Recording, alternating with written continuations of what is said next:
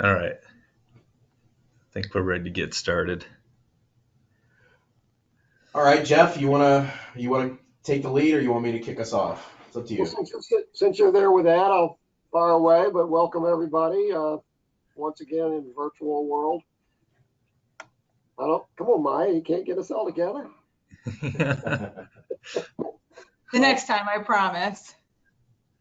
Tino says we can meet out at a Mosaic facility. We can see the other side of the bay. Yeah, we can do a tour too. We could do something like Nice. that. Nice. All right, well, I'll just introduce myself again. Tino Provenzano, industry co-chair. This is the full meeting of the Nitrogen Management Consortium. Jeff, you want to maybe kick off the introductions? Or Maya usually handles that since she can sort of see everybody. But I'm Jeff Greenwell with Hillsborough County and the co-chair on the publicly owned treatment work side, domestic wastewater. And How about Adam Wood?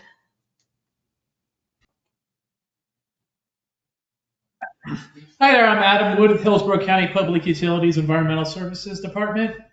And yeah, I work with Jeff. Awesome. Adolfo Gonzalez?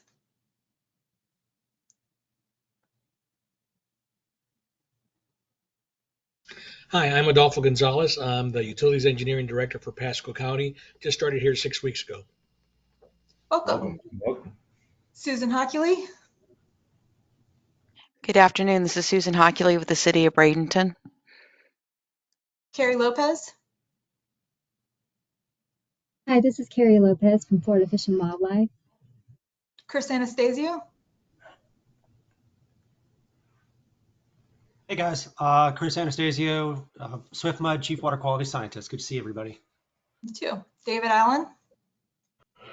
Hi, I'm David Allen. I'm with Pasco County Utilities also, and I've been here for about 5 months, so just new to the area. Thanks. Welcome. David Glicksberg? Good afternoon, Dave Glicksberg with Hillsborough County Environmental Services, working with the Stormwater MS4. David Tomasco? Hey guys, Dave Tomasco, the Director of Sarasota Bay Estuary Program. Thanks. Felicia Burks? Hi everybody, Felicia Burks, EPA Atlanta. I work with the Tampa Bay Estuary Program and Sarasota Bay. Heather?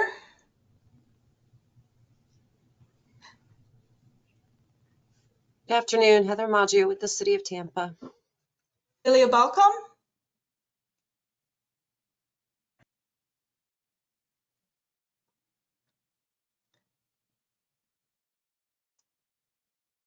Jeff Hilton? Jeff Hilton, City of Tampa. Jessica Schilling? Hi, Jessica Schilling with the City of Lakeland's Lakes and Stormwater Division. John McGee? Hi, John McGee, Environmental Coordinator for City of Plant City. John Stanley? Hi, I'm John Stanley. I'm the Environmental Compliance Division Manager for the City of St. Petersburg's Water Resource Department. Jonna John?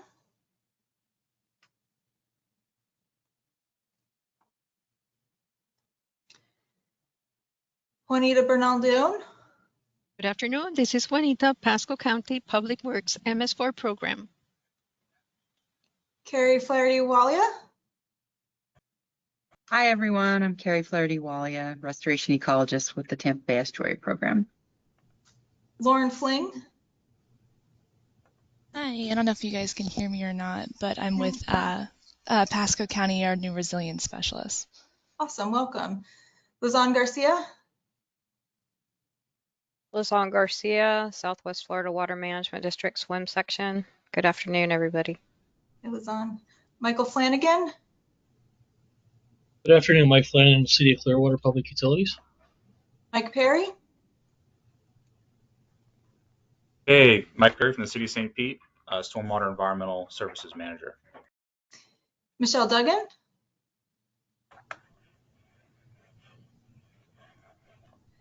Michelle, we can't hear you. I see you're unmuted. Michelle Holton?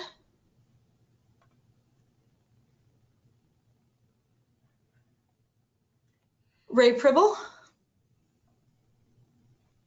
Ray Preble, Janicki Environmental, technical support contractor for the estuary program.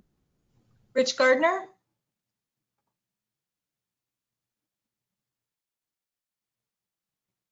oh, Rich, we couldn't hear you. Bob McConnell, Hey everybody, Bob McConnell with Tampa Bay Water. Sarah Kaminsky,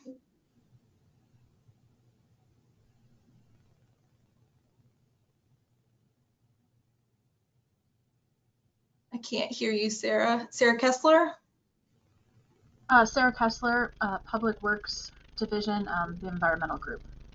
Scott Browning. Yeah. Hey everybody, it's Scott Browning, Manatee County MPDS Permit Coordinator. Shelby Boscheman,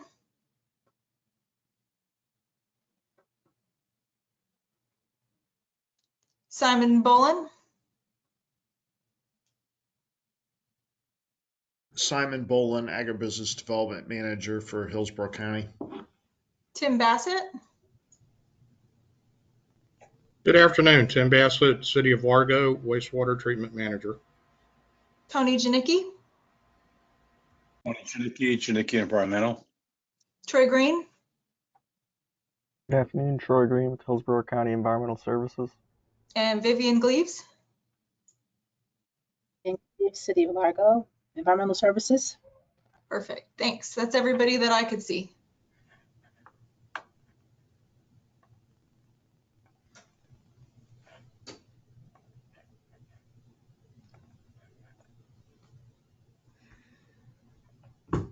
All right, well, I think the major course of action today is going over the reasonable assurance update. Hi, I'm Ed Sherwood. I'm director of the Tampa Bay Estuary Program. As we've been sort of previewing up until this year was the development of that document and following along in terms of water quality conditions over the 2017 through 2021 period. So just to get a sense of where everyone's at in terms of review of the document, there should be a react icon on the bottom of your GoToMeeting. Who's had a chance to actually take a look at the document? It's good.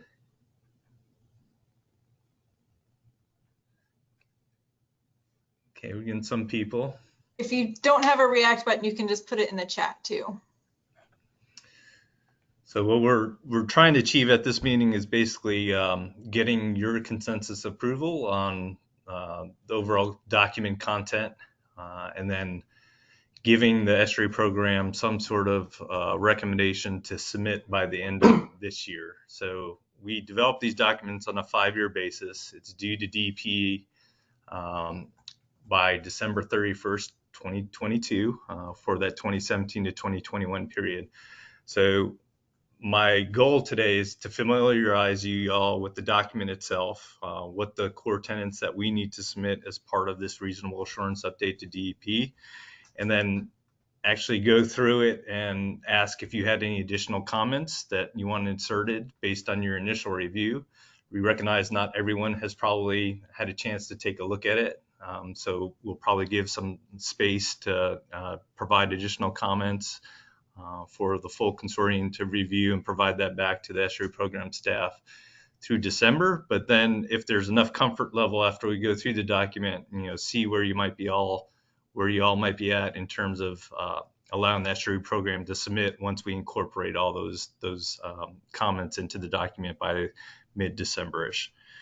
So I will just briefly kind of go through what goes into this reasonable assurance documentation that we have prepared on behalf of the consortium with support from our contractor, Janicki Environmental. And let me find my mouse first on my screen.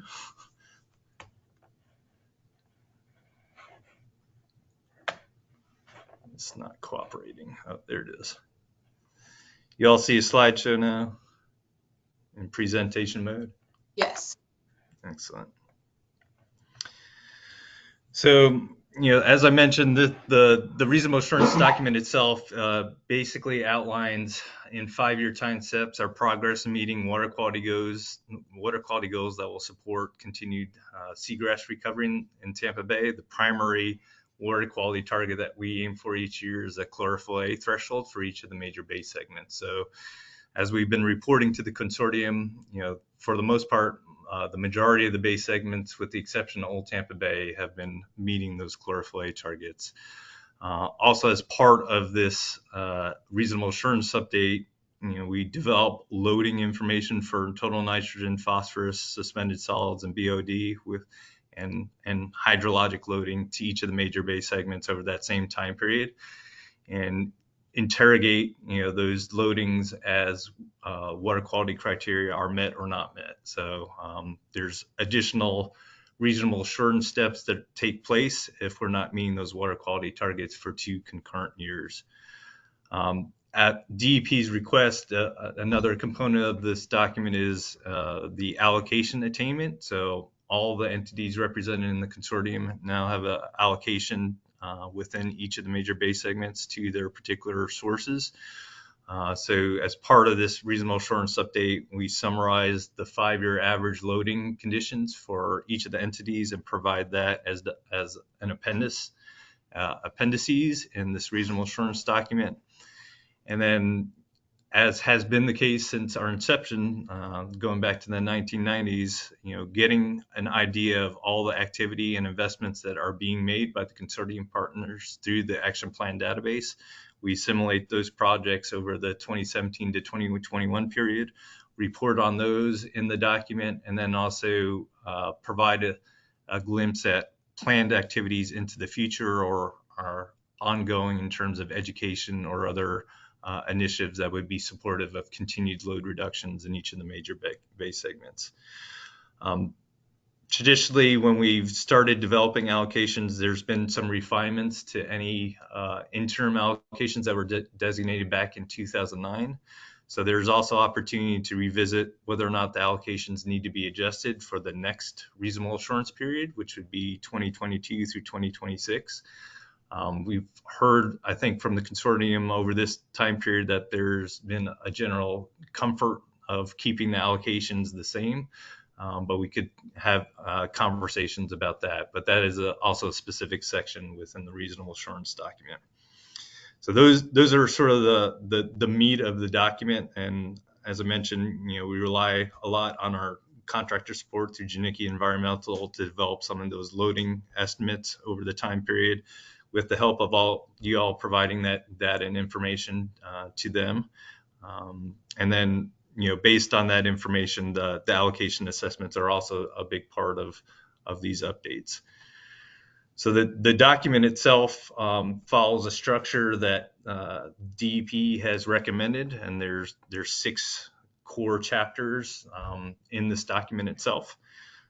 Just a general description of the water body, the goals that we've established to maintain adequate water quality supportive of seagrass in the bay, some of the management actions, and as it relates to what was delivered in the action plan database from each of the entities of their activity over the reasonable assurance period and into the future, our results over that reasonable assurance period, and then activities that we hope to follow over the next 5 years to address any water quality issues that we might be observing, and then just a general summary at the end. So I'm going to bring that up now just to kind of walk through that, particularly for those folks that haven't had a chance to review the document. Y'all see the document now. I'm going to try to blow it up so it's actually readable. Yes, we can see it. So before I get too into it, I want to stop there and ask if y'all had any questions or had any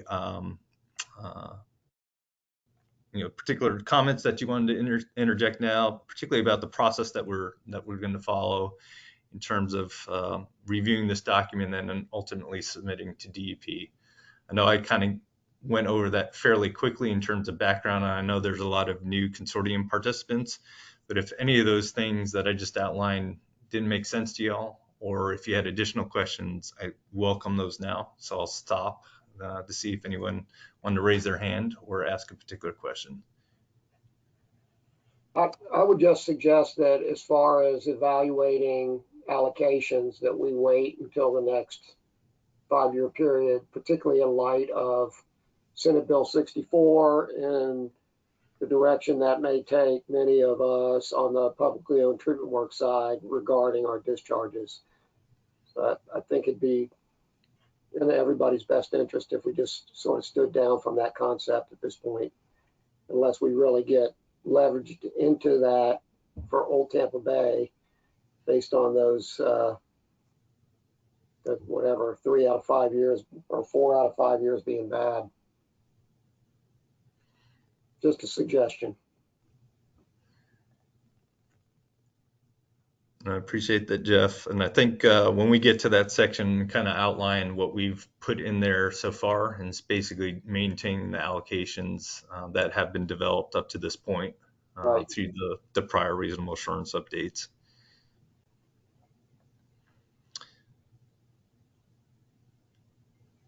So this is Lazan. I would ask for a refresher for me as well as our new members. So it goes from the Nitrogen Management Consortium, and then can you explain how it goes through the conference committees or boards? And that you did mention there's additional time for comments. Yeah, so this is a document developed by the consortium. The estuary program has facilitated the development of this document, so it has never went through our management or policy board. It's been entirely consensus driven through the consortium. And the consortium has been the driver of developing these reasonable assurance documents going back to 2001. And the document is not due until December 31st of this year. So if you had, we could have like a comment period where you could review and provide comments up through, December 15th or something like that. And then we could incorporate whatever we receive prior to submitting the document. Yeah, and I think that's going to be our suggestion ultimately, is to receive additional comments from the consortium through, I think, December 16th would be a Friday, sort of midpoint of December, and give us enough time to incorporate those prior to the December 31st date. So that would sort of be the target to start thinking about as we go through the document. If you wanted to dig in a little bit more than what we're doing at this consortium meeting, then we would give that allowance for additional comments through the mid part of December and then incorporate those accordingly. And there have been some comments so far in the document, and I'll kind of go through that. And we've tried to show where those comments have been integrated in suggested changes. This is a Google document that's linked through the agenda, so you all have access to it and have, I believe, commenting privileges. So the tricky part about Google Docs, it's a little bit different than Word. If you do the drop down on the upper right hand corner to suggesting, that's almost like track changes in Word. So that's what we'd ask for you guys to do within this document, is add any additional comments using the suggesting mode in Google Docs. Any questions on that?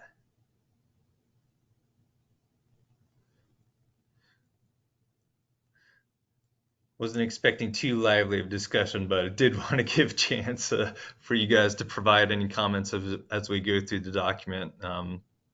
It's about, I think, about 50 pages in length. And as I mentioned, the first section is basically just setting up sort of what the water body and the bay segment management paradigms that we've developed through the Nitrogen Management Consortium and the estuary program. Sort of outlining the conditions that were experienced over this 2017 to 2021 period. These graphics in figure 2 are representative of the water quality targets that are now numeric nutrient criteria for each of the bay segments. A request from the Department of DEP was to explicitly express the Boca Ciega Bay South, Teresita Bay, and Manatee River Bay segments in sort of both the water quality figures that we've developed as well as the loading information for the TN and TP delivery ratio criteria for each of those bay segments. And that was at the request of DEP. That's slightly different than prior reasonable assurance updates. And it was at their request that we further delineated conditions in each of those minor bay segments.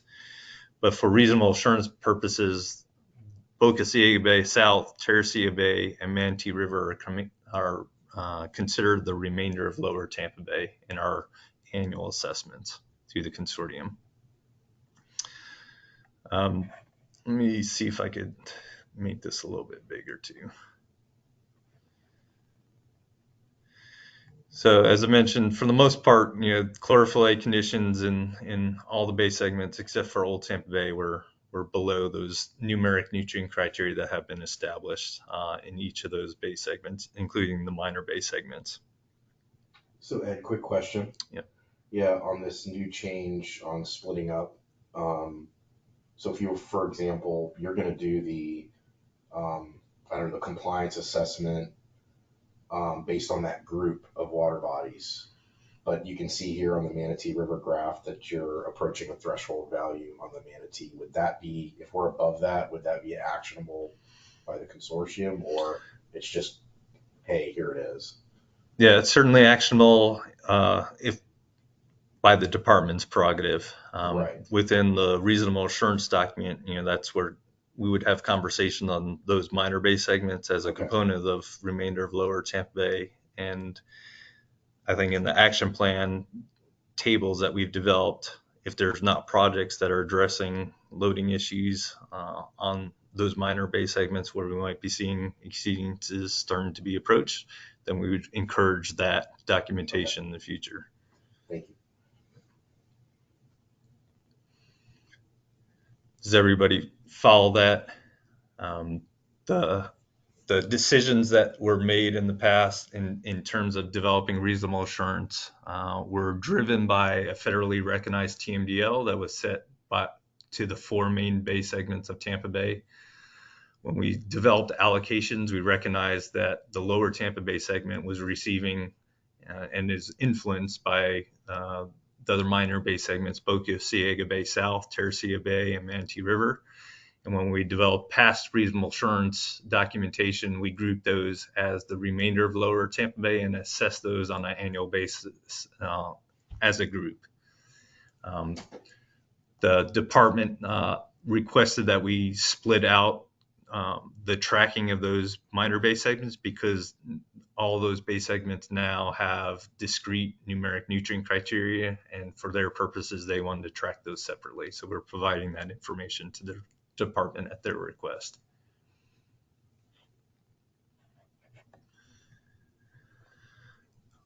So, as we've been kind of explaining to the consortium, is that the Old Tampa Bay segment has been we've been seeing these water quality perturbations primarily related to pyridinium bloom that occurs during the summer months.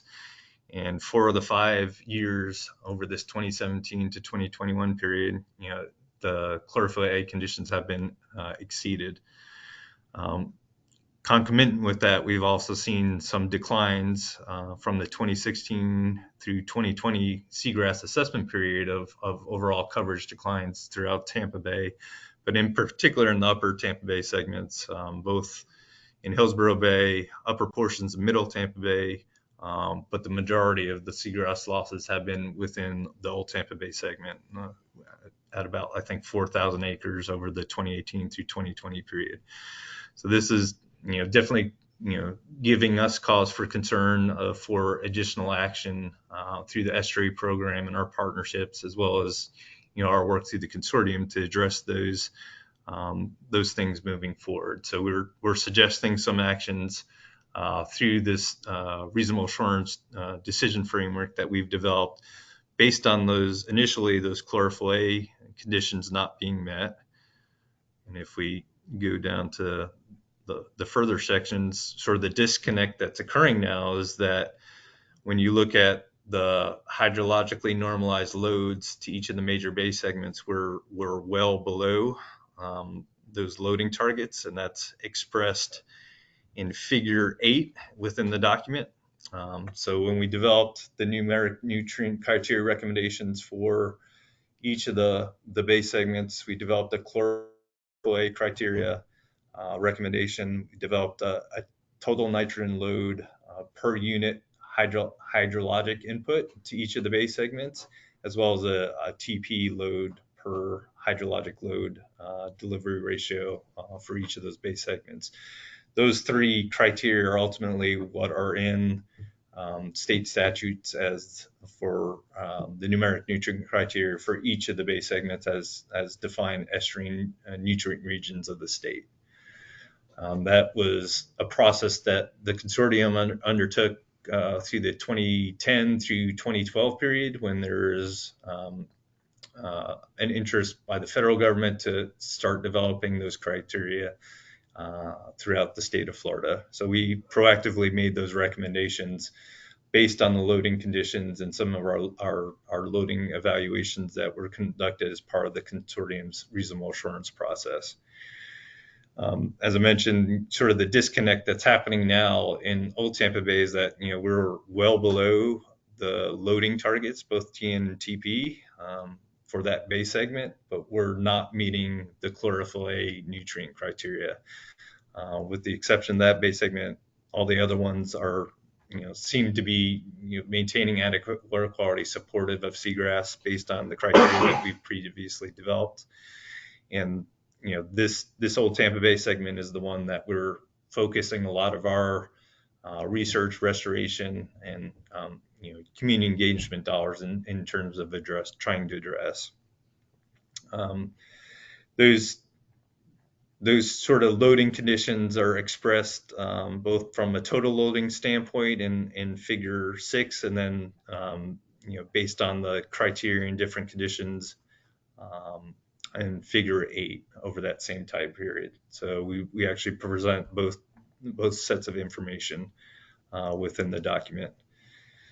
Overall, we've had great success in Tampa Bay in terms of managing nutrient loads for the benefit of continued seagrass coverage. Just this latest period, we're not meeting those marks, bay-wide in terms of overall seagrass coverage. And now with this sort of troubling disconnect between chlorophyll A conditions, loss of seagrasses, and sort of the loading targets that we've developed previously for that bay segment. So I think the major recommendation and sort of actions that we're outlining based on our decision framework that has been developed through the consortium, and it's predicated on meeting those chlorophyll A targets on an annual average basis, with the exception of Old Tampa Bay. The other bay segments are meeting it, but the troubling condition now is that Old Tampa Bay missed the mark in 2017, 2019, 2020, and 2021. The process of going down and starting at the bay segment level in terms of understanding the total loads to each of the bay segments is the work that we rely on Tony Janicki's shop to start assimilating. And given the loading conditions and the relative hydrologic inputs over that time period, there does not seem to be an issue with the hydrologically normalized loads. That isn't to say that the ecology of that bay segment has changed, and that in fact might affect how we manage nitrogen loads to that bay segment moving forward. The biggest thing that we've been focused on was sort of how those nutrients are now expressed in that bay segment. And we recognize there's been some physical alterations in terms of moving those loads around and retaining those loads in the Old Tampa Bay segment. So there's additional work that we've been focused on to focus and direct research towards ways we can improve tidal circulation so that the expression of those nutrients that are delivered to that bay segment may not be problematic in the future. But until we start meeting those chlorophyll targets consistently, there's an expectation that we'll see continued seagrass losses in the upper Tampa Bay segments, particularly in Old Tampa Bay. So this table 3 is basically highlighting the decision framework that has been established by the consortium, particularly in Old Tampa Bay. The subsequent tables are for each of the major bay segments: Hillsborough Bay, Middle Tampa Bay, Lower Tampa Bay, and then the remainder of Lower Tampa Bay, which is the integration of those 3 minor bay segments. And as I mentioned, chlorophyll A conditions, for the most part, in all those other bay segments except for Old Tampa Bay, according to our sort of reasonable assurance decision framework, are well within the criteria and the conditions that would be supportive of seagrasses moving forward. Section 3 of the report just outlines who the consortium is and sort of the commitments that have been developed. We've primarily relied on the consortium providing this information to us through the action plan database. If anyone is unfamiliar with what the action plan database is, it's our tracking method to understand load reduction projects within the entirety of the Tampa Bay watershed. So it's an online portal. If you don't have a particular user within your entity that has access to this portal, please reach out to Mai or I, and we could get you set up. And we want to know about sort of the activities that are being pursued within the Tampa Bay watershed in all the bay segments, not only the ones that are not meeting the mark. This is basically our report card to DEP, showing that we're not just sitting back and observing. We're actually investing in activities that will hopefully have a nitrogen load reduction and therefore a water quality improvement benefit in the estuary itself. So the first table, table 7, is basically what we've received as completed projects over the 2017 through 2021 period, broken out into each of the major bay segments. We know there's gaps in this table versus what activities out there. There are also ongoing basin management action plans where similar information is being requested of you all as entities to report to the state. We have those tables available to us. We just have not integrated those into the action plan database tables represented here. But we want those comments from the partners. We want to know of any missing projects that you guys have pursued over the 2017 to 2021 period, so that we could integrate these into the tables moving forward.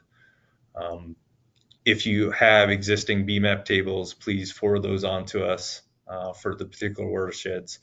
There's active BMAPs in the Hillsborough River, Alafai River, and Manatee River watershed. So those entities that might be participating in the BMAP reporting process for those BMAPs, please send us your information, and we'll try to get that integrated into the action plan database as well. But there has been some pretty significant activities. There's a lot of street sweeping activities that has been pursued.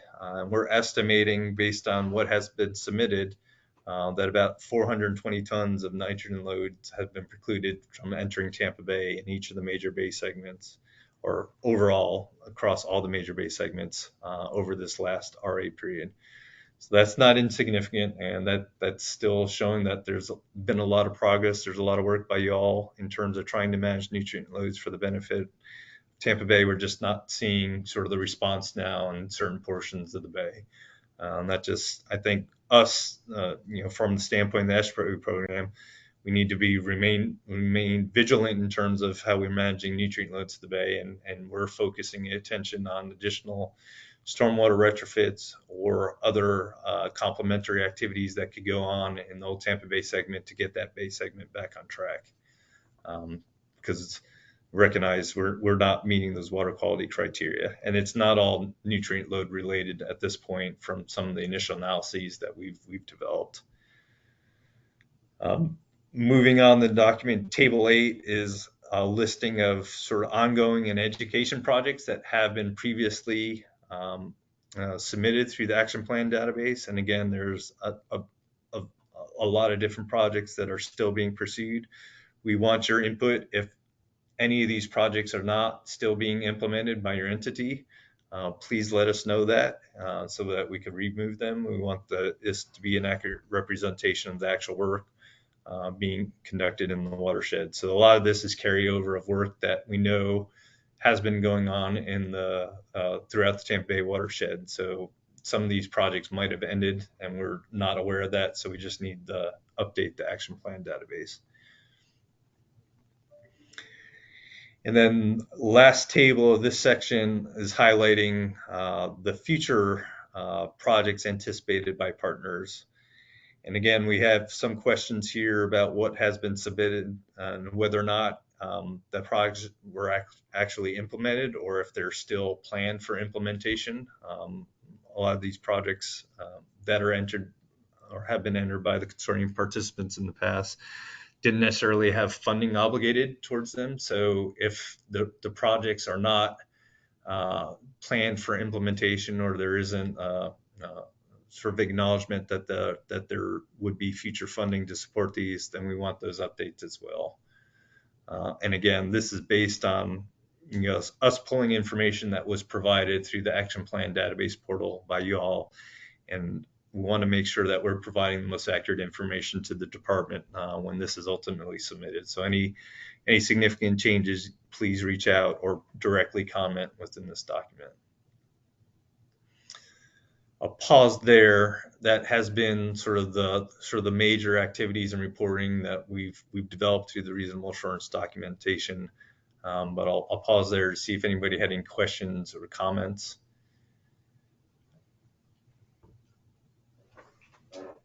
This is Lizanne. I just have a question.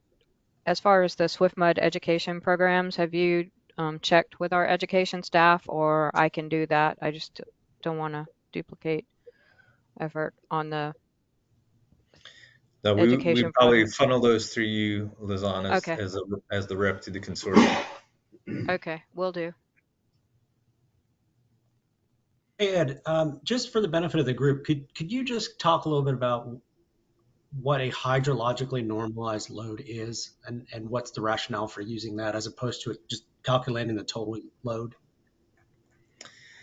Yeah, so in the process of updating and providing reasonable assurance documentation to the state, there was an additional disconnect that occurred in the past where we were meeting the chlorophyll A targets, although the total loading conditions for each of the base segments weren't necessarily being met. So the federally recognized TMDL for each of the base segments are based on total loading conditions over a 92 to 94 time period. And those became the de facto total loading targets for each of the base segments. When we've started developing updated reasonable assurance, particularly in 2007 through 2012, we saw sort of improving bay conditions. And even though those total loading targets weren't being met, chlorophyll A conditions were supportive of ongoing seagrass recovery. So what was taken into consideration at that point was sort of residence time as it relates to total hydrologic input that went into each of the base segments. So the total loading conditions were scaled to that 1992 through 1994 period based on the hydrology that was represented during that period. So any subsequent evaluation, we look at the total loads relative to a hydrologic adjustment based on that 92 to 94 period. And that is basically scaling the total load to similar hydrologic conditions of when those targets were developed. Does that help, Chris, or no? Yeah. So Ed, I was just curious though. In the report, you're not reporting the total load per segment, but is there? Maybe you are. I didn't see it in the report. Are we also presenting that information, or you're just looking at it from a hydrologically normalized perspective? So Figure 6 actually has the total loading conditions. We actually included that during this RA update. And this is also on the estuary program. So the dotted lines in figure 6 are the federally recognized TMDL relative to the total loading conditions that are developed to Janicki. Great. All right. When you go to figure 8, those are the loading condition scale to the total hydrologic input. And this is Tony. Just to add to the answer to Chris is that, and actually I can't even remember how many years ago, but we took a crew up to Atlanta, and we met with Jim Giatina and his crew, and to discuss the whole idea about the hydrologic normalization. And it was at that point that EPA and DEP was with us in that endeavor. And it was at that point that EPA approved the evaluation of loadings as hydrologically normalized. Dave Tomasco has a question in the chat. Does a discharge anywhere in the watershed count the same? We have some results in the Philippi Creek that shows our 750 million gallon wastewater overflow produced an increase in nitrogen loads to Roberts Bay, but it wasn't close to 100% delivery, even though the overflows were only a few miles upstream.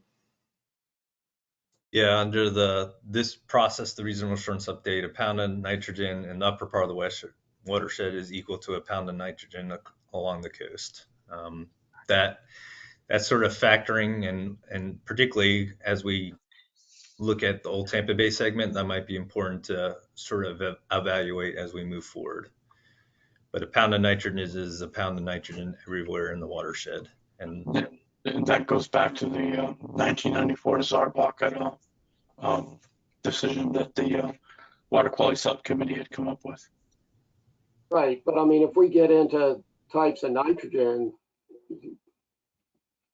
you're changing the whole dynamic, especially with the AWT plants. They're all 100% organic nitrogen. Unless that's getting bound up in the sediment, it's out. It's impacting Egmont Key. You got a whole different world. If you can't just do one for one, you've got a much bigger problem. These AWT plants are not producing ammonia. They're not bioavailable until some time in the future. Now, Old Tampa Bay may be the exception based on the hydraulic restrictions that it experiences and will continue to experience in the absence of help from DOT or someone else. But you would change the whole dynamic of what we have in place, and that would be a heavy, heavy lift. Well, if I can clarify, my comment was like, so a nutrient reduction project that occurs in the Hillsborough River upstream of the reservoir would be the same as something that occurs 50 feet from the bay. That's the question I had. Yeah, in terms of the action plan database and how that might affect the loading, the estimates coming from the watershed, from the gauge portion of the watershed, any projects upstream of the gauge portion should ultimately be integrated in those gauge loadings. Right. The ungauged portion of the watershed, we discount sort of the loading conditions that are estimated through the empirical modeling minus any action plans that might be in the ungauged portion. So they're not necessarily viewed the same depending on where they're implemented in the watershed in terms of the loading conditions that we derive on those annual bases. And we have you know, to your point, Dave, we have very limited gauged portions at this point. We look at a couple of gauges. We have the opportunity to look at more, but we don't have the historical data at those locations. Right? I mean, we went through this before where we were trying to ferret out some of the reclaimed water, but then when we look more closely, public access reuse reclaimed water, when we look more closely, those areas weren't typically in a gauged portion of the watershed. We don't look at Double Branch. Do we look at Rocky? Which ones are the gauged locations, Ed? Do you remember? There's only a few. Yeah, they're primarily in the upper part of the old Tampa Bay watershed. Yeah. The Lake Tarpon, it kind of, if you could see my mouse, it's kind of like there's a dividing line right here. Right. And then on the other one, if I remember right, we don't even consider the Palm River. I mean, that's a place that we could find some refinement, particularly for old Tampa Bay, if we're trying to make the case that it's, if we feel like we need to make the case that it's not just loading, that it appears to be dominated by hydraulic circulation, basically, which we did not get our friends at DOT to agree to. And I'll talk a little bit sort of about what our next steps are as a program and what we hope the consortium will support in terms of additional research along those lines. There are these sort of outstanding questions. We recognize why we're not meeting the chlorophyll A targets in the old Tampa Bay segments, primarily due to summertime pyridinium bloom that occurs almost every year going back to 2010. It's just this past 5-year time period, there's been excessive bloom conditions that put us over thresholds over concurrent years. And that bloom has been a high priority to address by us as the estuary program, recognizing that additional nutrient controls would support us meeting chlorophyll A targets in that bay segment in the future. But there's also these other activities that we would love to see pursued, whether it be shellfish restoration, other living shoreline or habitat restoration that might have a water quality attenuation benefit from the stormwater that's entering Tampa Bay, as well as additional stormwater controls, along with improvements in direct hydrologic inputs into the estuary or into that bay segment itself, and modifications that would help convey tidal circulation into and out of that bay segment better. So those are the collective actions we're focused on, both from a research and an implementation standpoint. And those are the sort of activities we're recommending through this reasonable assurance update moving forward. In tandem with that is, I think it's appropriate at this point to take a step back and look at what the ecology of old Tampa Bay is what is actually occurring. Those pyridinium blooms and the subsequent large losses of seagrass losses have probably changed conditions relative to what we originally developed as sort of a criteria based on 1992 to 1994 conditions. I don't think that bay segment is acting similarly to conditions back in that time period when we started developing those targets. So what we're suggesting is moving forward as a consortium, taking an estimative capacity look at that bay segment as well. And it might not suggest an adjustment to loading conditions if these other actions are pursued, or it might, a new assimilative capacity assessment might indicate that we need to do a little bit more in terms of controlling nutrients to the bay segment. So that work remains to be done. And I think that's what we are advocating for support through the consortium as sort of the next 5 years of work, particularly in that bay segment. Just an update this is Ray at Nick Environmental. Yeah. There are, in addition to Lake Tarpon and Old Tampa Bay, there's a couple other gauges in those creeks that you're talking about. So everything upstream of that, what comes through there is already accounted for anything that happens in the system upstream with respect to attenuation of loads. So it's accounted for at the gauges. But like you said, downstream, we reduce those ungauged loads, not only for action plans that have occurred in those ungauged basins, but also for some work we did back in 2009, I guess it was, on the reductions in atmospheric deposition nitrogen concentrations. So those are incorporated into all the ungauged areas. And in the TBC, we do have the gauge flows there that we use to estimate our loads from S160.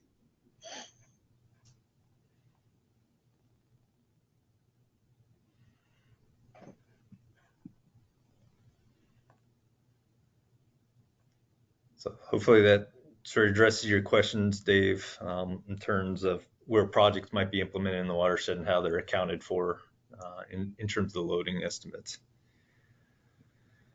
For this RA update, we are not recommending, based on prior consortium conversations, of changing allocations at this point to each of the base segments. So table 10 through, I guess, 11, 12, 13, 14 are basically the allocations that have been developed and submitted as part of prior reasonable assurances updates. So these tables are basically the same as what was submitted in the 2017 update.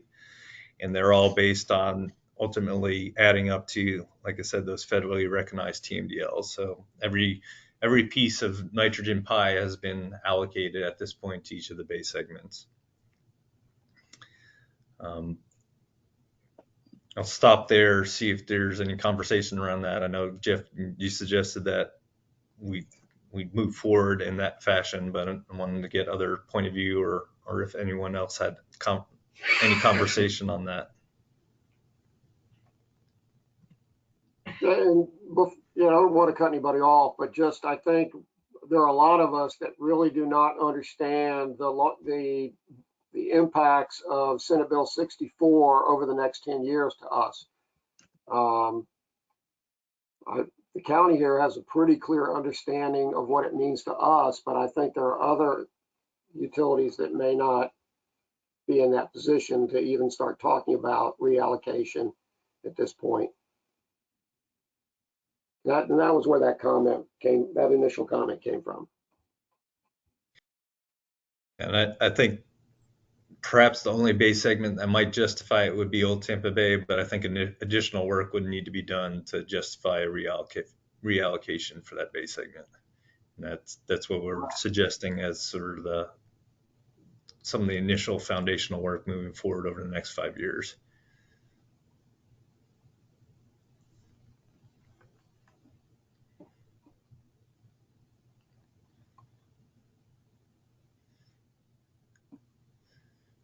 Knew we should have had this in person. You guys are very talkative. We tried. I'll take a shot. This is Lausanne. Yep. And wastewater, not really my game, but I'm thinking about what you said, Jeff. And is Senate Bill 64 going to result in required reductions that would be above and beyond the allocations that are in this current plan? Is that what I'm understanding? Yes. Yeah. Okay. Different people are looking at different things. For example, we're seeking a wet weather discharge, essentially, or a backup discharge. I'm sorry, not a wet weather discharge. We're seeking a backup discharge under the statute. A different 403-086, not 064, which is the Senate Bill 64 statute. Other people are moving away completely from their discharges. I think Tampa's plan was to significantly reduce their discharge. I'm not sure. I mean, Jeff might be able to provide some more. Hilton might be able to provide some more data on that. Largo, I didn't see Shelby on here, but I know they're going to cut their load, and they already are. They were prior to that, based on their loss of flow to Bridgeway Acres incinerator and a large golf course they had. So I think particularly in Old Tampa Bay, there's a potential for significant point source reduction in the absence of of actually moving down the path of reallocation. I mean, the bottom line is, Ed, if you go back to the figure where they're not normalized and they show everything in different colors, you could take away all the domestic point source load to Old Tampa Bay, and you're not removing much of anything. It's still just dominated by the non-point source and the air deposition. Am I reading that one right? No, you're reading that the yellow is the non-point source loads to each of the base segments. The green is atmospheric deposition. The light blue is domestic point sources. But I would expect that light blue to go down significantly in Old Tampa Bay and probably Hillsborough Bay as well. If you guys are looking for more interaction, we're starting our regional assurance plan in Sarasota, and we're kind of dealing with some of the same issues. You know what Jeff is talking about. Our wastewater treatment plants, Palmetto, Bradenton, Sarasota, or AWT, and none of them really have a full-time discharge. They're all going to reclaim, but they also have to have sort of like a backup. They have to have some ability to do a discharge if the wet weather storage is full and their deep well injection. The city of Sarasota's deep well injection is not the capacity they thought it was going to be. So they still have to keep some sort of a permit. But for the most part, they're the vast majority of the effluent they're producing is not going to surface discharge at all. And then one other thing, and this is early for us, so don't take this for, we're well established, but we're doing a loading model and loading targets that are based on both dissolved inorganic nitrogen and total nitrogen. And for some of our loading sources, they become twice as important if you restrict it to dissolved inorganic nitrogen, for example. Reclaimed water becomes not like 5 to 10% in some areas, but 10 to 20% if we look at it as a DIN load rather than just a TN load. So we're early in the process. Don't mean to suggest that we're far enough away to tell you what to do, but we are looking into things a little bit different down to the south. And I think the whole public access reuse is a whole nother question. I mean, you have the one IFA study that suggests that you may have, and I think it was primarily looked at in the Panhandle, that suggests that you start to see leachability at what 9+ milligrams per liter. So that adds that whole dynamic in how much of that is actually being uptaken by whatever's being irrigated. And I think that they did that work on traditional sod up in the Panhandle. So not the Panhandle, and we might be looking at some kind of different leachability number. That's kind of like our that fits in really well with like our kind of guidance, which is Manatee County goes to 8 milligrams per liter. They just spent a lot of money and went from 12, 13 down to 8. And if it's appropriately applied, we don't think that's going to be a problem. Our problem that we had was Sarasota County had a plant with 18 milligrams per liter, and people were applying a hell of a lot more than 32 inches. And so it's not just reclaimed. Reclaimed is really a function of the area normalized rate. And that's where we're trying to get to, which is, just because you're not discharging it into the bay doesn't mean it's a problem if it's 18 milligrams per liter and people are putting down 50 inches. Right, I agree with that totally, David. And we're at FWIA, we're trying to understand that more because we sort of see the writing on the wall towards moving all domestic towards AWT, and we're not sure that's the best bang for the buck here. And I tell you what's working out for us. I apologize, but it seemed like you guys want a little bit more interaction. But what's working out for us is nobody wants Sarasota County's wastewater for reclaim because it creates a problem for them in their NPDES permits. And so, but everyone loves City of Sarasota because City of Sarasota is like 1.8. Sarasota County was about 18. So where you put your reclaim matters because the people who have it now have to worry about, is it such a nutrient problem? It's going to be a concern to them in their stormwater permit. So literally, people are not just going to reclaim, they're going to AWT and then reclaim. Right. Jeff, we have a couple of comments in the chat. Shelby she is on the line, but she's not able to access her mic. And she confirmed that Largo is pursuing deep well injection and they awarded the design contract just a few weeks ago. And then Susan, I don't know if you're able to unmute if you want to ask your question about for the stormwater folks in the room. Yes, thank you. This is Susan with the City of Bradenton, and we are in our permit renewal process with the stormwater group at DEP, and I was wondering if anyone who is on this call now is operating under what we understand to be more stringent permit requirements or stronger permit requirements related to our MS4 permit, and if those are reflected in any of the data we're seeing so far in this update to the RAP. Well, this is Dave Blitzberg with Hillsborough County, and we haven't been issued our new permit yet, so no. Well, this is Tony Janicki. I just to give everyone a heads up that in the coming year, it's very likely that we'll see a change in the statewide stormwater rule.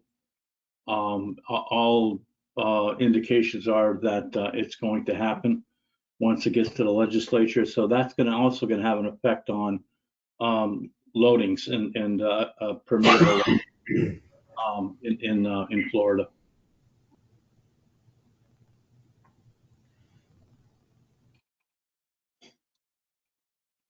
And I think in subsequent updates of these estimates for particularly non-point source loads, we'll see how that might play out, both sort of the shift to reclaimed, if that occurs within the watershed, and what that might mean in terms of stormwater loadings that we're estimating to each of the bay segments.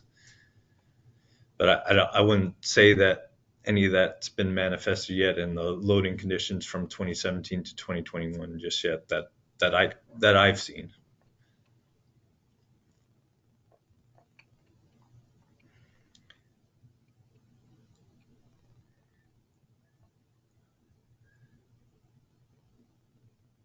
Any other comments, or is there anything else in the chat, Maya? If not, I'll kind of go through the tail end sections. The fourth chapter is basically identifying the monitoring programs that have been set up in the bay and how we're utilizing that information to report on future conditions. And there's been sort of those steadfast commitments by the county partners to monitor in each of these bay segments moving forward. The additional work that we're kind of talking about, either research-wise or if we're thinking about different assessment approaches, like Dave was suggested, that has always been supported through the consortium contributions. These RA updates happen on 5-year intervals, and we've asked for a nominal contribution towards those updates to the tune of about $6,000 per entity on a 5-year basis.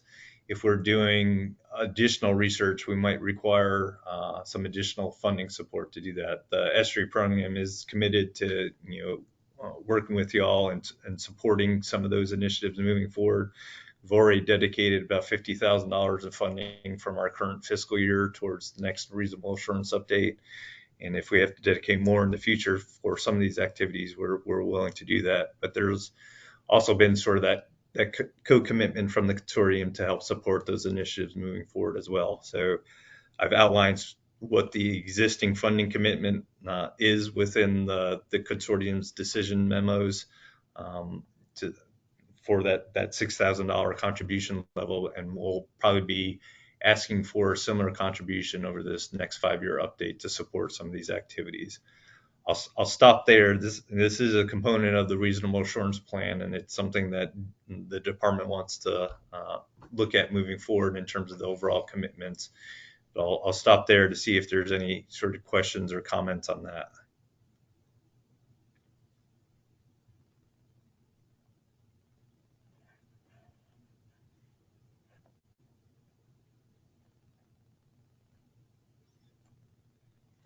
Hey, yep. Can you hear me? Yep. In the past, Ed, correct me if I'm wrong, but you sent out invoices to help with budgeting and stuff like that? Correct. Okay, so you still plan on doing that again? Yep, and if the consortium feels like this additional work is necessary, then we probably have to come up with some agreement on a target number that we're trying to achieve collectively from that future contribution. And it's probably not going to be that $6,000 level. It might be a little bit more. based on what we're anticipating in terms of additional similar capacity assessments for the whole Tampa Bay segment. But yes, we're intending to send out invoices, but we need to come to some sort of agreement through the consortium on a target number that we'll ultimately advertise for contractual support for the next reasonable assurance update, which would be due in 2027. See, John has his hand up. John McGee. Yeah, I think you just answered the question, though. I was going to ask, when do you expect to have those invoices out or that money due? But you said something about in time for 2027, so I'm assuming like 2026, or what are we talking about? We're hoping to be able to invoice everyone by the beginning part of next year, but we have to come to an agreement of what a target funding level would be for this next round. Okay, thank you. Yeah, this is Do you have any? Elia. I would just wanted to add that, like in Duke Energy, we work on our, budget like 1 or 2 years ahead of time. So if there's something that we're gonna have to pay next year, we had already submitted a budget for that. So the sooner we get that invoice, so then we can look into it, the better. But we typically work on budgets, a year or two ahead. I'm probably not the only one. So. Yeah, totally understand. And when we start developing that funding target and invoice y'all, our goal would be to have a certain commitment from y'all and that target number, so we could actually solicit an RFP probably by the summer of next year.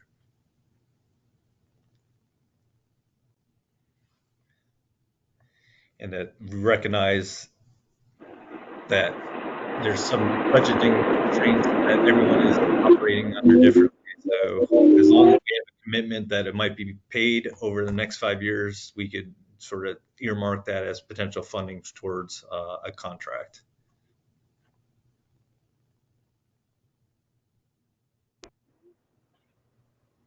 Ed, do you have any estimates on what the projects work going forward will cost? So this reasonable assurance update was, we targeted the 160 to 200K range to raise funds for this update. And that's just the information that I outlined previously. To do an additional similar capacity estimate, and I would look for, other input on this. I'm expecting anywhere from $300,000 to $500,000 range for this work.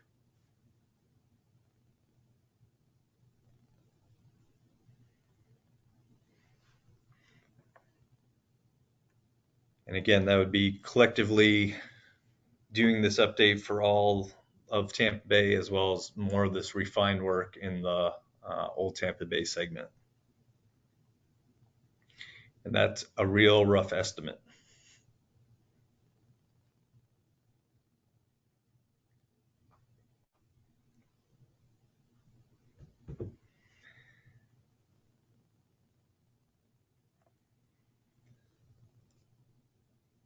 So sort of kind of talking along the lines of those next steps, the fifth section is sort of outlining what we have been investing in terms of the SRA program, as well as what we anticipate as future activities that would be supportive of a lot of this work moving forward.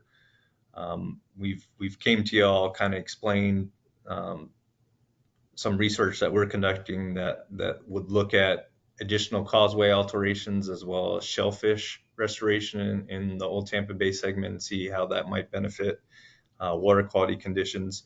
We're asking for the consortium support to pursue the second phases of that work and formally submit a proposal to NOAA Restore Science to support that work in the next 5 years.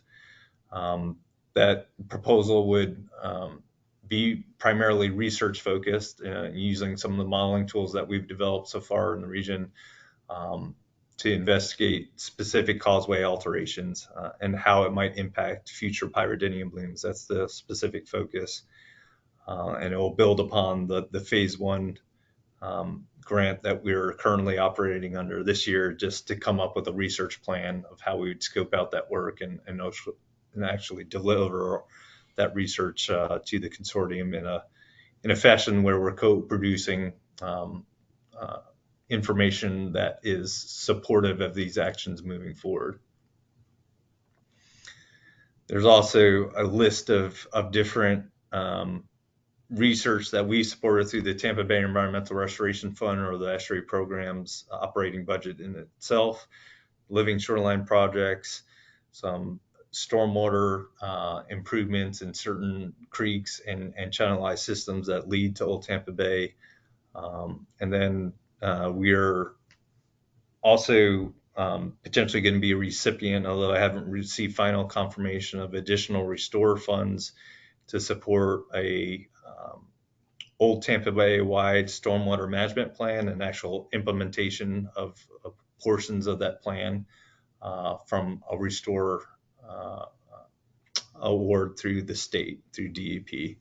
We're kind of expecting that any day now. They've tentatively said that we're going to get it. I'm just waiting on what the final number might be. We asked for upwards of $13.5 million to primarily support actual projects, implementing projects. I don't think we'll get that amount, but that's what we asked for to start addressing some of the stormwater related issues, not only in Old Tampa Bay, but it could support projects throughout the Tampa Bay watershed. There's been atmospheric deposition work that we're supporting through the Tampa Bay Environmental Restoration Fund, through the University of Florida. And then, as I mentioned, a couple of more novel and innovative approaches to try to address either stormwater loading or pyridinium blooms in and of themselves in Old Tampa Bay. So that section 5 is sort of outlining the additional research that we're aware of through the estuary program. If there are other projects that you guys know about or are pursuing as an entity and it's not captured here or within the action plan database, we want to know that as well. Please provide those comments to us. But again, this is building sort of the support that, we're not just sitting back observing these conditions. There's actually on the ground investments that are being made and being pursued to address these issues moving forward in a proactive fashion, as the consortium has always acted.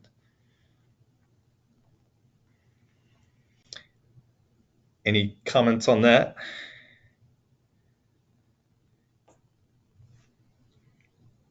And I think the only other section mentioned is 6, and it's just wrapping up sort of the previous sections. There are a couple of updates that we still need to make based on information in the action plan database, just to get an accurate characterization of the project investments in that action plan database. There's some work that we need to update there. But otherwise, most of the other information is as it's presented in the body of the reasonable assurance plan. If there are other ways to frame this, or if there are other input to this section, we'd welcome that as well.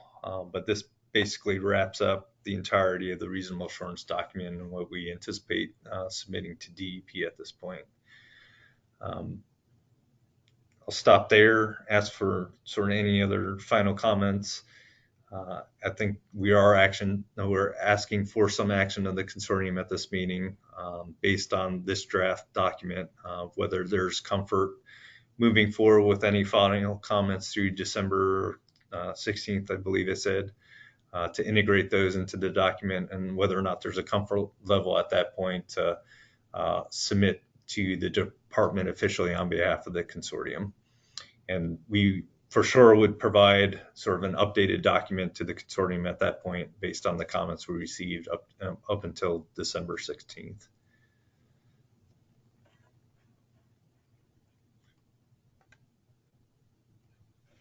Hi, this is Adolfo. I have a question for you. The document that you've been sharing online is different from the PDF that was sent in the email link. Can you send us the link to that current document? It looks like the PDF version is a previous draft. The link is shared in the chat. Should have showed up as your welcome message. Okay, thank you. It is a living document, so we did receive some comments and tried to integrate those and perform some additional updates since we sent out notice of this meeting. So we've been trying to update it as we receive those comments. So Hey, Ed, I got a question. Yep.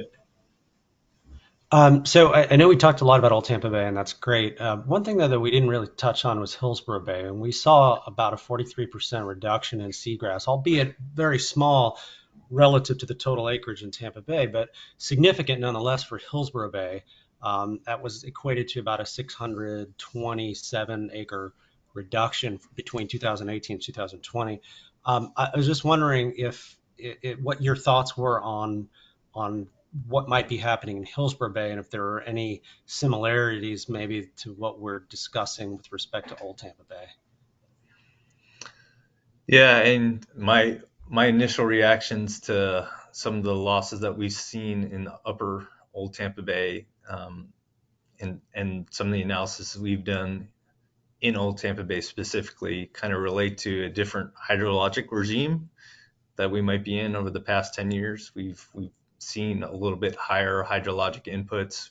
You know, when we put out the screening tool for each of the entities to sort of make that adjustment to their individual permit loads based on the prior year's hydrology, all the bay segments actually seem to be receiving more hydrologic input than sort of our baseline conditions, that 92 to 94 period.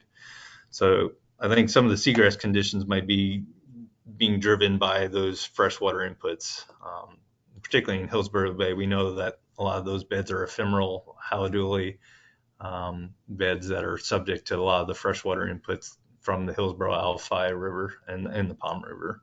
So I think that's playing a role in terms of persistent seagrass coverage in Hillsborough Bay. Yeah, I would agree, Ed. I just wanted to bring that up just because I know we didn't really talk about Hillsborough Bay, but I do think that disconnect that exists in Old Tampa Bay, even though it looks like we're meeting the criteria for Hillsborough Bay, we're still seeing kind of that disconnect where the water quality would suggest we should be seeing more grass than we are. Yeah, and it was over 1,000 acre lost, I think, between 2016 to 2020. So I mean, that's not an insignificant amount. And similar to what we are seeing in Old Tampa Bay, there's also sort of that transition to chlorpa in certain areas, and that certainly, I think, warrants some additional investigation. But ultimately, stable haliduli beds, along the Kitchen, along the Inner Bay Peninsula would be ideal for the Hillsborough Bay segment, and I think that's probably the best we could get. We're just seeing a lot of fluctuation there with seagrass coverage. Ed, I think this was brought up in the past because I know when those readings were taken were, like the 2017 readings were taken before we had the hurricane in September and the bay emptied. That could also affect some of these numbers we saw in 2018. Yeah, certainly. We're hopeful that we'll see 2022 numbers here soon, and the initial hints I've been hearing is that it's still not going to be good news for seagrass coverage in Tampa Bay, throughout Tampa Bay. So we're not on an upwards trajectory just yet, and there's been a variety of things that have happened over the past couple of years.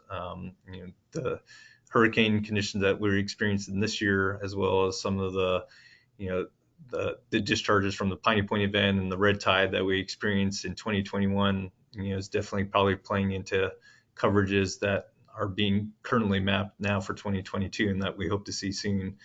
But that, again, I think, our management paradigm, the key indicator that we've operated under collectively as a community is trying to maintain seagrass coverage above, bright line goal that we've now set at 40,000 acres, and we're now well below that. So there's additional work that we need to do to get the bay back on track, both water quality wise and seagrass coverage wise. And have we seen a decline in light penetration in Hillsborough in particular, or has that sort of been across the board with these higher influxes of fresh water? No, I think the only increasing light attenuation we've seen is in the old Tampa Bay segment, and there might have been some increasing trends perhaps in the Manatee River, but I might not be recollecting that correctly. Okay. But majority of the other bay segments, the light attenuation target, which is based on Secchi depths, are well below the established management targets that we've established for each of the bay segments. And those are not anywhere vetted in sort of these regulatory compliance frameworks or as a numeric nutrient criteria. Those are estuary program targets that we utilize for our decision matrix assessment on an annual basis.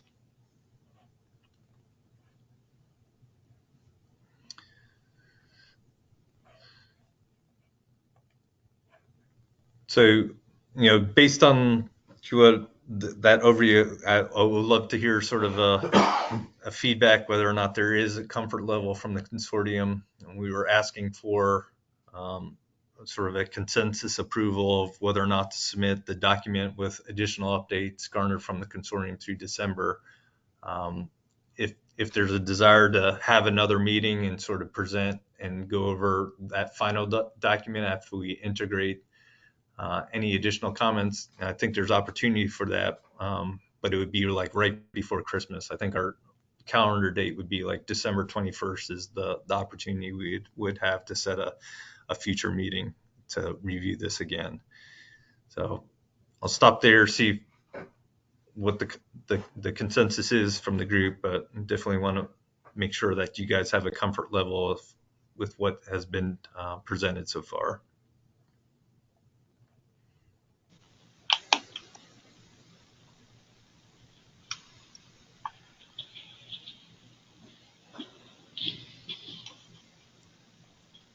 Thank you, Maya, for linking the. This is Dave Glicksberg with Hillsborough County, and yeah, I'm comfortable with moving forward. We may have some minor comments, but nothing significant. Hey, Ed, this is Chris. Yep. So I'm going to defer to Lazan to kind of, sum up the district's perspective on the approach moving forward. I just wanted to jump in real quick though, since you did mention the seagrass maps.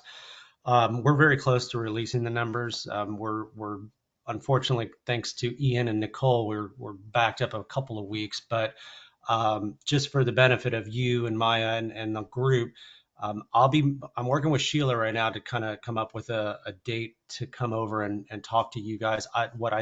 I think based on your December 31st deadline for having this complete and your December 16th deadline for having the comments in, we should be able to give you the 22 results for Tampa Bay so that we can incorporate that into this plan. Yeah, that'd be awesome if you could provide that ahead of the submittal. Appreciate that. I know it was not easy, so thank you. Yeah, no, we'll make that happen for you guys. No problem. See that, Dave? We're special. No, we're actually going to the day before. Oh, no.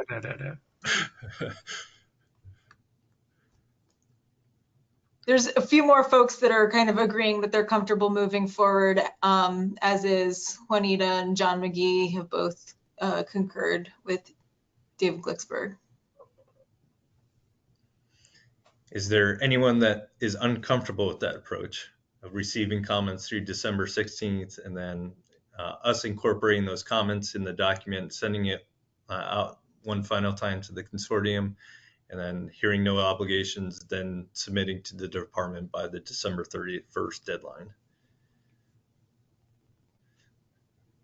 This is Lazan. I agree with that approach, as long as we can see what the final is going up.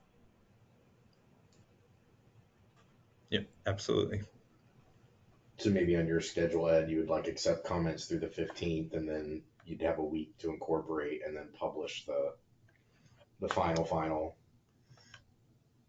And presumably at that point you would have the approval to send that. Yeah, so if we get comments by, we'll say December 15th, we could probably turn around any document by that Friday, if not the Monday, the latest, which would be right before the December holidays.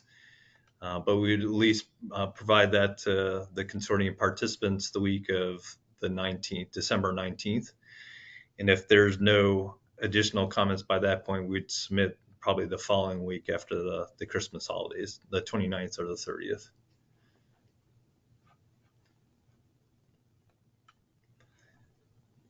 And Ed, this is Lazan again. I apologize. But just so I'm clear on how you want the comments, do you want them via email or do you want them made in the Google document? I mean, I've never done that before, so. We'll accept both. We would prefer? prefer in the Google Doc itself. That makes it easier for us to track, but we'll Okay, accept. Okay, and then that way we can also see others as they're commenting, and if we have an oh, what is that, we can ask. Yeah, exactly. That we found that beneficial using Google Docs to sort of see integration of everyone's comments, so we are not receiving multiple comments on the same thing. Gotcha. Thank you.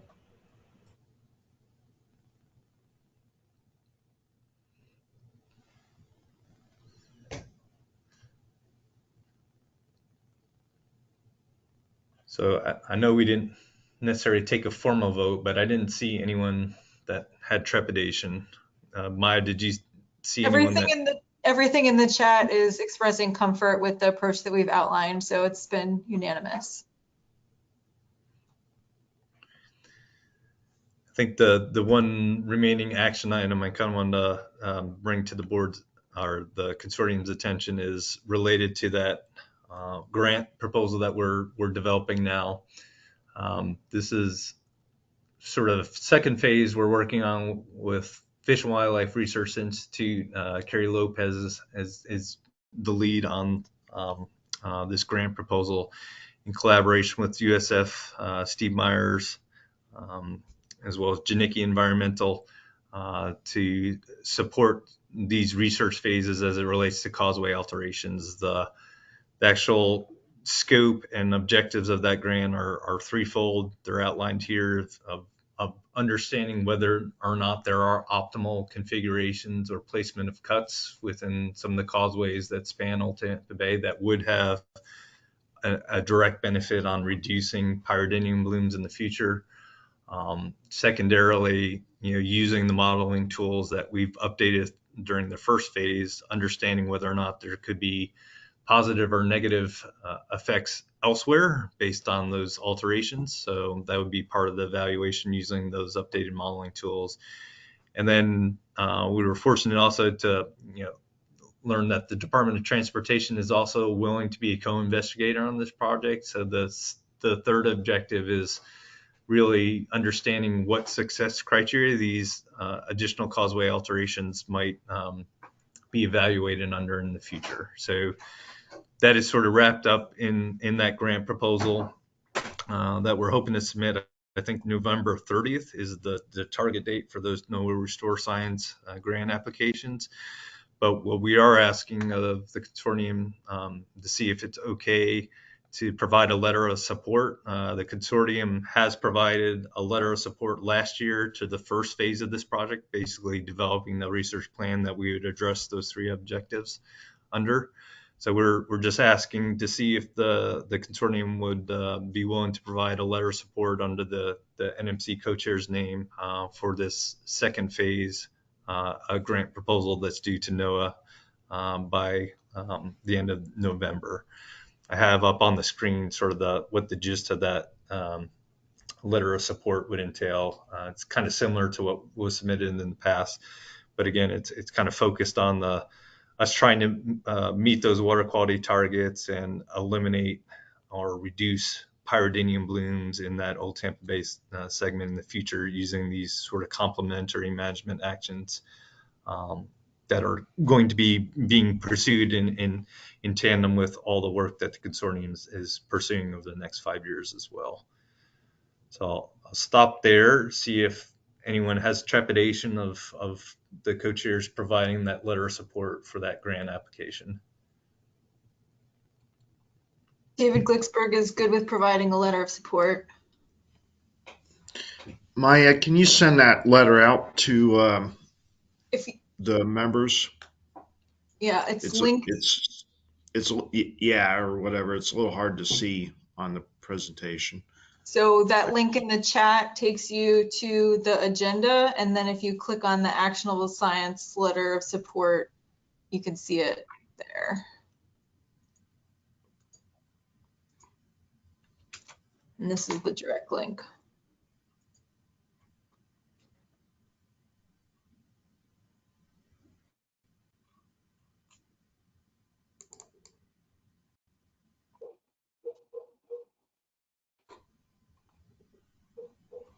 Yeah, I think the biggest thing that we're looking to support with this proposal is, understanding whether or not those investments will have a meaningful impact in terms of reducing pyridinium blooms in the future.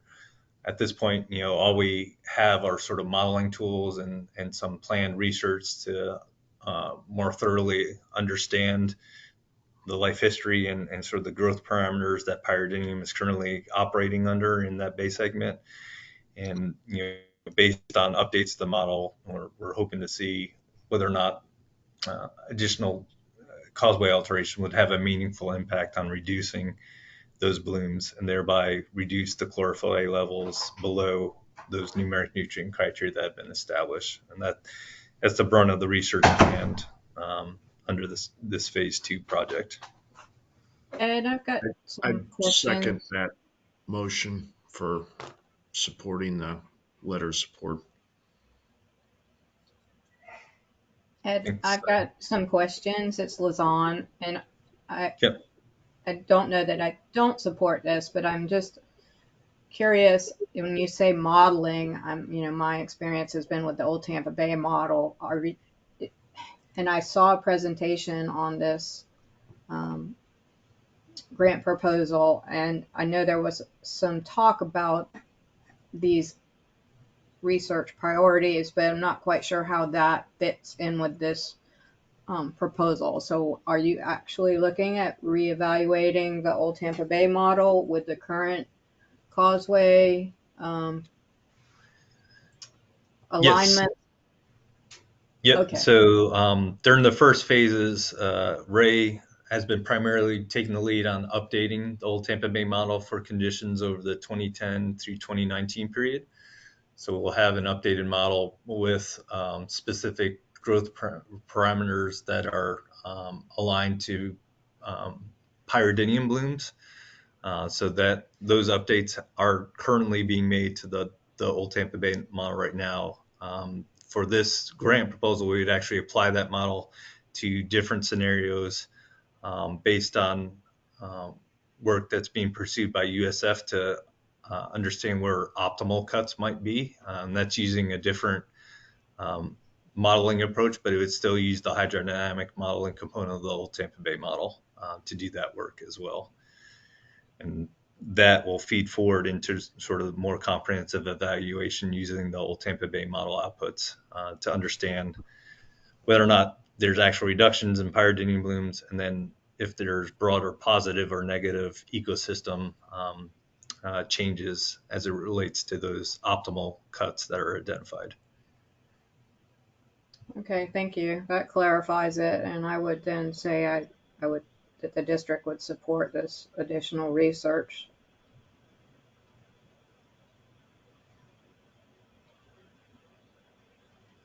I should probably say swim since I don't recognize. Narrow it a little. And there's no guarantee that we'll get that grant, and that if we were awarded that grant, those funds wouldn't become available until October of 2023, just to let everyone know in terms of timing.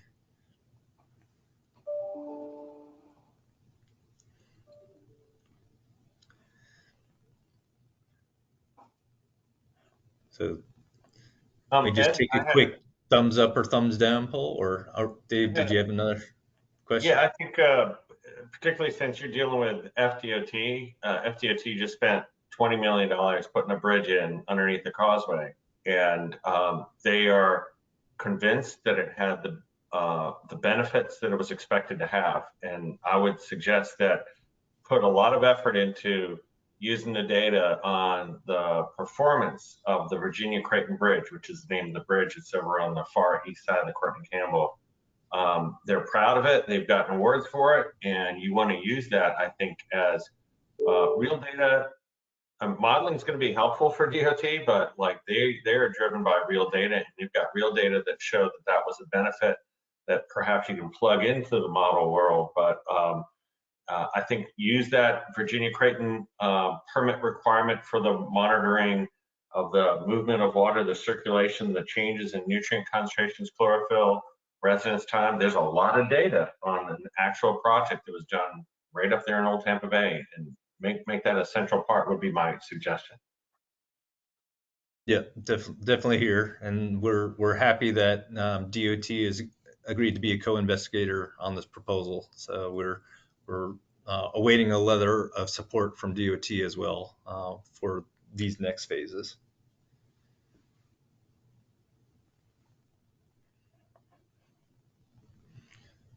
Lots of supports in the chat, and John has maybe an editorial suggestion to consider. Yeah, I saw that, and he's correct, I think.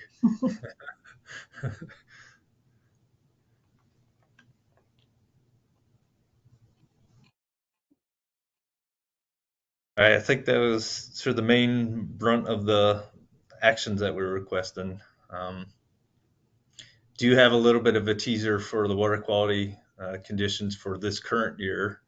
We're not completely through this year in terms of water quality results, but I do have some information. Marcus is actually sick today, so if you can bear with me droning on a little bit more, I can bring up a presentation and kind of go over those provisional results. Is that okay with the group? More did we end up with a motion on the floor about? Oh, yeah.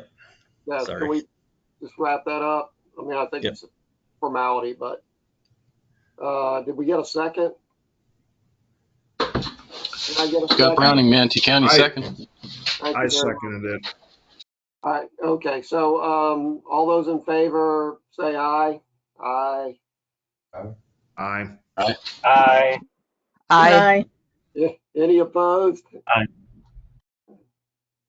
Okay, Ed, we're gonna happily sign your letter for you.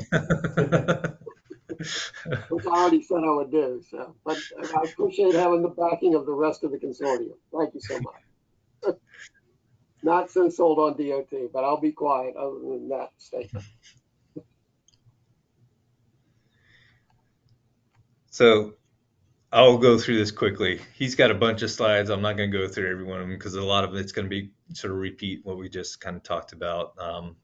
But you know, the framework that we operate under is predicated on meeting those chlorophyll A targets, and that's the first line of assessment that we take for the consortium's reasonable assurance termination and reporting to the DEP. I showed you this in terms of the RA document. These are the assessments for each of the base segments for the prior RA period 2017 to 2021.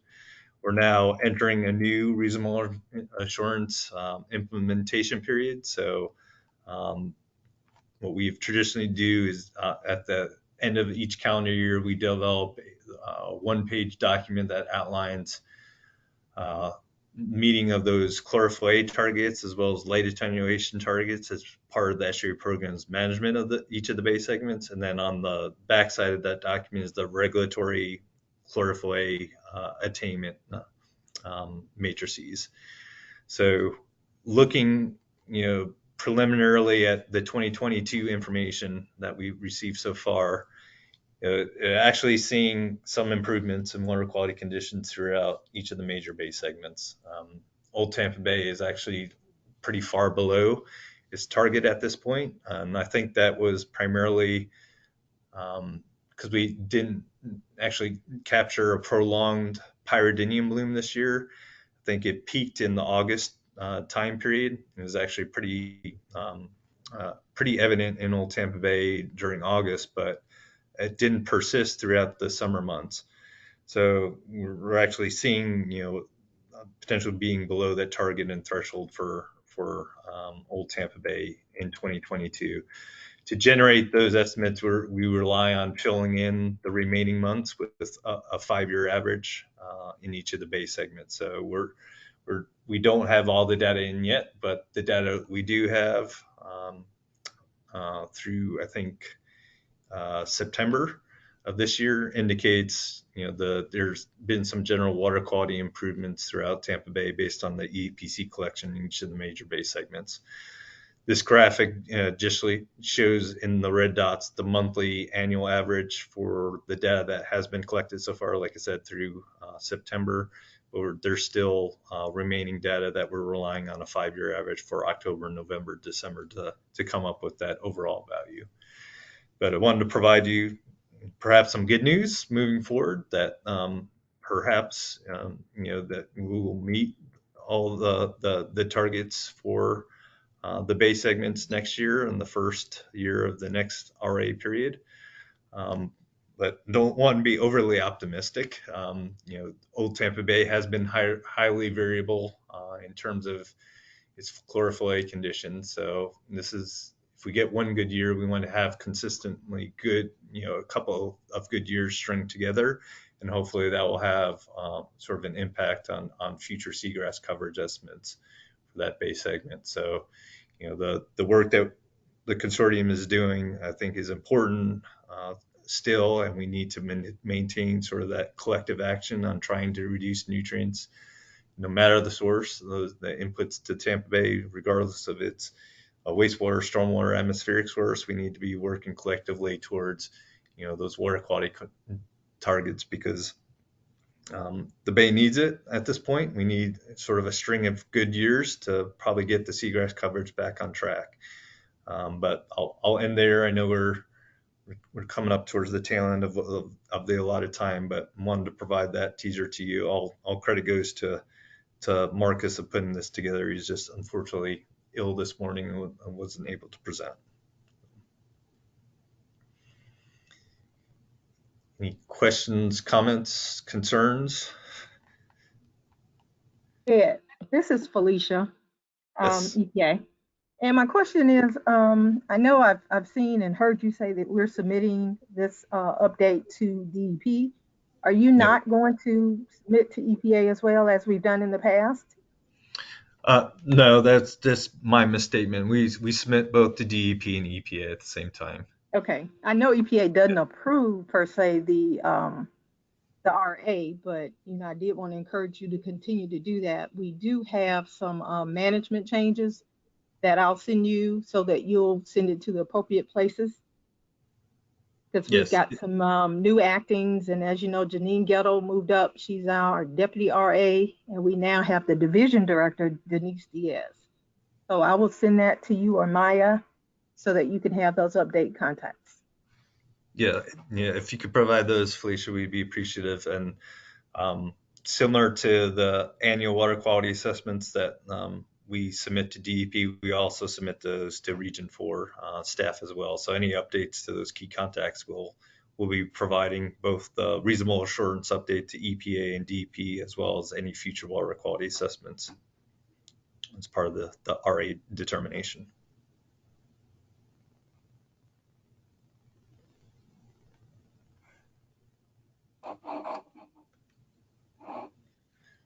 So that's all I had, guys. I don't know if there's any additional comments that the consortium would like to entertain at this time, but I think we tried to outline from the estuary program's perspective and hopefully from the consortium's perspective of what needs to be done over the next 5 years and where we're trying to drive support, both funding wise and our staff and research support towards those key initiatives that will get the bay back on track. I'll stop there and quit blabbering.